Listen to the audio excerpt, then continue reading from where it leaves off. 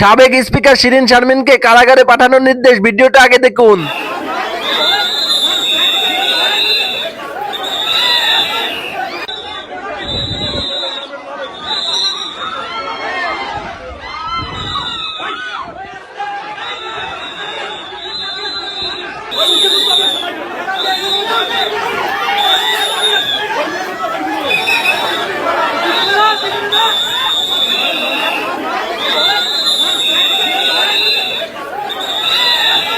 বৈষম্যবিরোধী আন্দোলনের সময় এই ঘটনার সঙ্গে পরিকল্পনাকারী রয়েছে, ষড়যন্ত্রকারী রয়েছে, আর্থিকভাবে সহায়তাকারী রয়েছে এবং যারা প্রত্যক্ষভাবে তারা অংশগ্রহণ করেছে, সবাই একই হত্যা, ষড়যন্ত্র, পরিকল্পনা, অর্থ সহায়তা সরাসরি তারা অংশগ্রহণকারী প্রত্যেকেই অভিযোগে অভিযুক্ত।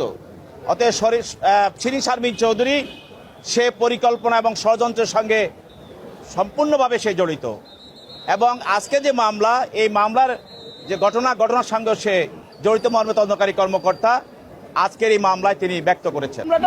326 ধারায় এই একটাই অজামিনযোগ্য সেকশন আছে।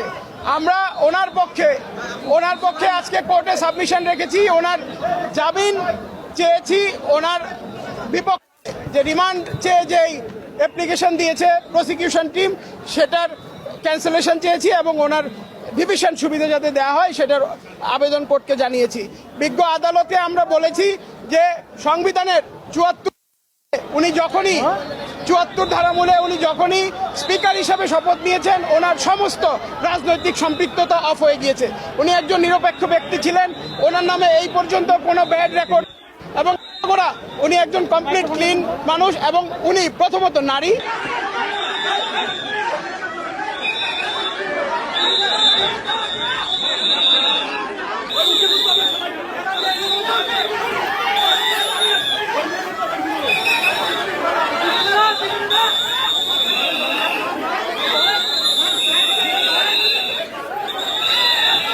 এই ভিডিওটা সর্বোচ্চ পরিমাণ শেয়ার করে সবাইকে দেখার সুযোগ করে দিবেন।